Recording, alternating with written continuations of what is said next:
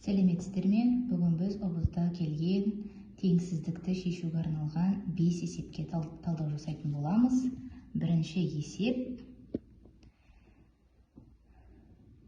Істейміз бірінші. Әр қайсысын жеке-жеке нөлге теңестіріп аламыз. Әрбір көбейткішті. X қосу 22, 2020 тең 0. X азайту 2021 тең 0. Мына жерде еселі түбірді ескереміз.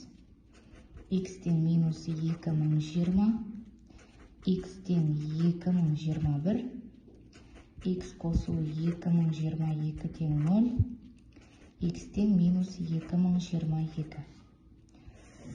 Сан өсін сызамын. Барлығын белгілеймін.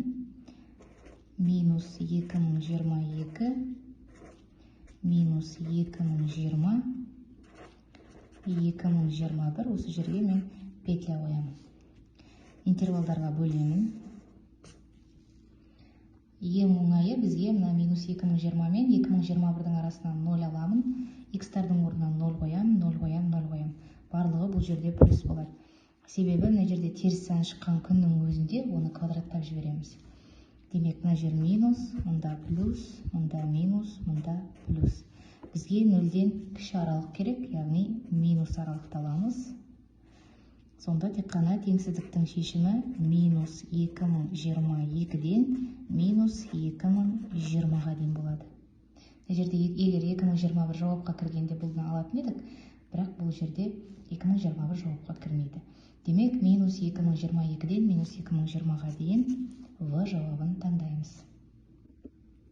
Екінші есеп, мына теңсіздіктің шешімін табайық. Бірінші X азайту 1 бөлінген X қосу 1. Мына бірді сол жаққа шығарамын қарама-қарсы таңбамен, кем немесе тең 0-ден. Ортақ бөлімге келтіремін. Ортақ бөлімі X қосу 1, мұнда толықтауыш X қосу 1. X азайту 1, азайту 1-ді X-қа көбейтем. X минус 1 плюс 1 минус 1-ді береді. Кем немесе тең 0. Сонда алымында минус 2 қалады, бөлімінде X қосу 1 кем немесе тең 0. X қосу 1 тең болмау керек 0-ге, X тең емес минус 1-ге. Минус 1-ді белгілеймін. Мұн жақтан 0 алатын болсам, минус, плюс, бізге кем аралық керек. Сонда теңсіздіктің шешімі минус 1-ден плюс шексіздікке дейін. Яғни, D вариантын таңдаймыз. Үшінші есеп 2x квадрат минус 16x қосу 30 кем немесе тең 0 теңсіздігінің шешімі. 0-дерін тауып аламыз, 0-ге теңестіріп. 2-ге бөліп жіберемін. X квадрат минус 8x қосу 15 тең 0. Так, бетпен шығарам. X1 мен X2-ның қосындысы 8-ге тең. X1 мен X2-ның көбейтіндісі 15-ге тең.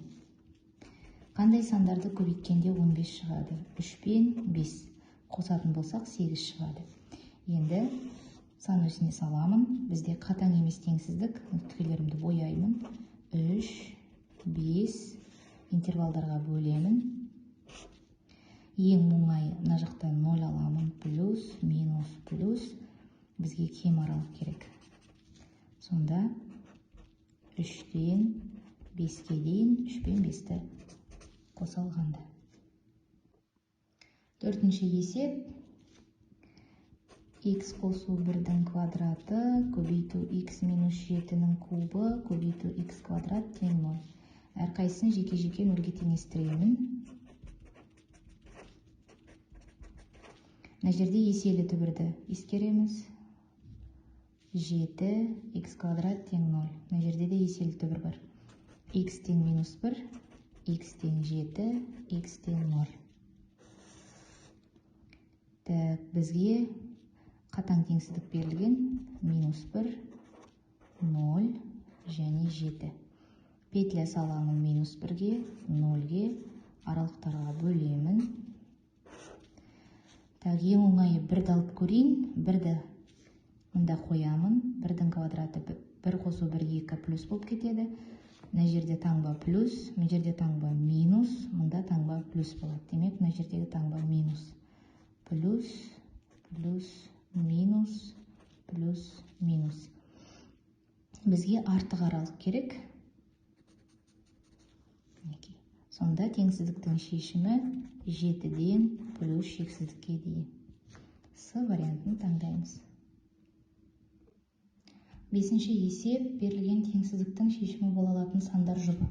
Бірінші осы теңсіздікті ықшамдап аламын. 5х азайту 10y қосу 3y азайту 6 азайту 4 кем 0. Так, 5х жазып қоямын. Минус 7y минус 10 кем 0-ден. Енді біріншісін тексеремін. Х-тің орнына минус 2 қоямын. Минус 10, y-тің орнына минус 3 қоямын. Плюс 21 азайту 10 кем 0-ден. Так, 1 кем 0-ден. Болмайды. Келесі. Так, минус 20 плюс 50. Так, плюс 35 азайту 10 кем 0-ден. 5 кем 0-ден. Болмайды. Үшіншісін тексеремін. 10 плюс 14 азайту 10 кем 0-ден. Так, 14 кем 0-ден. Дұрыс емес. Төртіншісі. 15 азайту 7 азайту 10 кем 0. Минус 2 кем 0-ден. Дұрыс. Бесіншісі. 35 минус 21 минус 10 кем 0-ден. Так, 4 кем 0-ден дұрыс емес. Сонда тек қана Д вариантын таңдап жазамыз. Яғни осылай тексеріп шығасыздар. Сандар жұбы берілген теңсіздіктің шешімі бола ала ма, жоқ па?